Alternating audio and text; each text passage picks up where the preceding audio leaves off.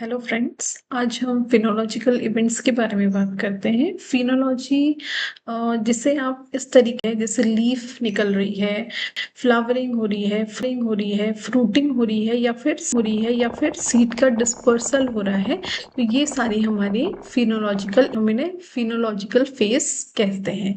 फिनोफेसिस भी हम इन्हें कह सकते हैं।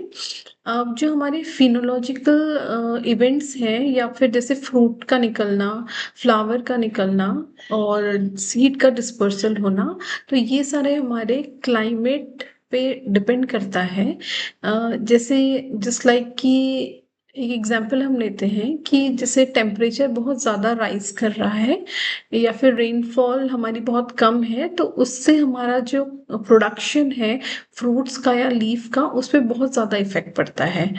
जैसे एक एग्जांपल ले सकते हैं, इन Uttarakhand rhododendron, it is a बुराश, rhododendron arboretum, बुराश जो अपने टाइम से पहले खिल रहा है।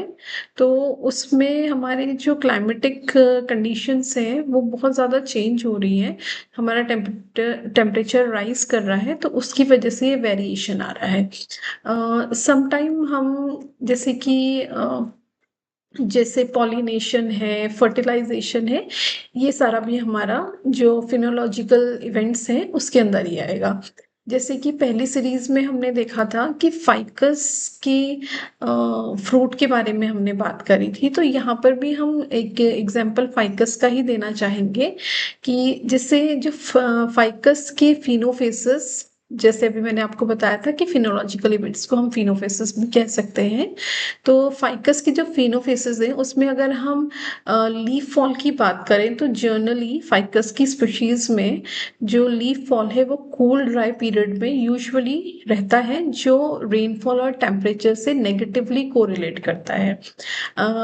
जैसे कि हम बात कर रहे हैं कि लीफ फॉल की, तो ficus species is evergreen species, तो इसमें लीफ फॉल पूरे तरीके से नहीं होता है, एवरग्रीन स्पीशीज है। तो ऐसा कहा भी जाता है कि कूल एंड ड्राई पीरियड में हमें फॉरेस्ट में कोई भी फॉडर स्पीशीज नहीं मिलती है, अवेलेबल नहीं होती है, जबकि जो फाइकस स्पीशीज है उसके हमें लीव्स भी प्रोवाइड होती हैं इजीली एज अ फॉडर, और उसके फ्रूट भी हमें प्रोवाइड होते हैं, जो हमारा इसे की स्टोन स्पीशीज भी कहा जाता है।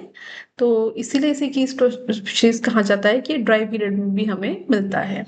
नेक्स्ट, इसमें अलग दूसरे फिनोफेस की अगर हम बात करें कि सीड प्रोडक्शन, मोस्टली इसमें जैसे जो हमारी फाइकस की उत्तराखंड में 19 स्पीशीज पाई जाती हैं, उसमें मोस्टली जो हमारे सीड प्रोडक्शन रहता है वो rainy season, beginning of the rainy season जैसे स्टार्ट होता है तो तब रहता है।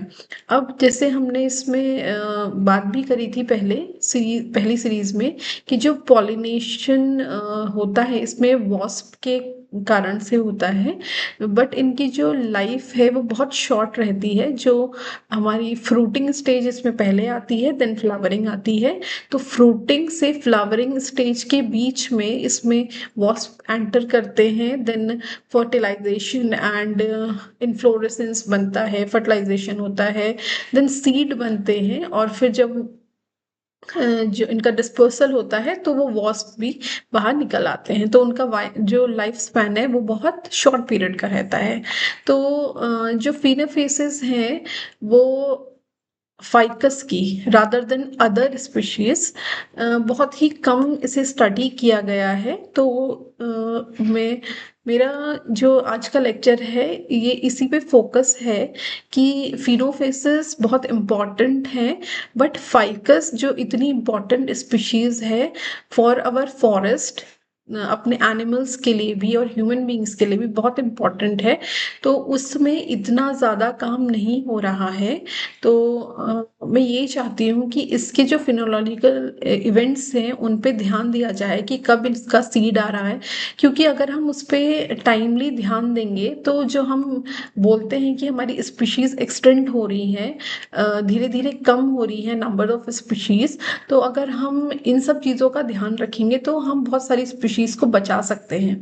बिकॉज़ इसमें बहुत कम स्टडी हुई है फ़ाइकस पे, फिनोलॉजिकल इवेंट्स पे, तो अगर होगी तो हमें पता लगेगा कि कब इसमें सीड डेवलप हो रहा है, कब फ्रूटिंग, फ्लावरिंग, जो भी हमारी फिनोलॉजिकल स्टेजेस हैं वो कब आ रही हैं।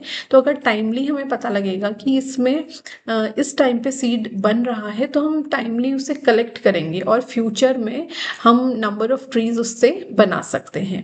तो आज का लेक्चर यहीं पर ख़त्म करते हैं। Thank you so much.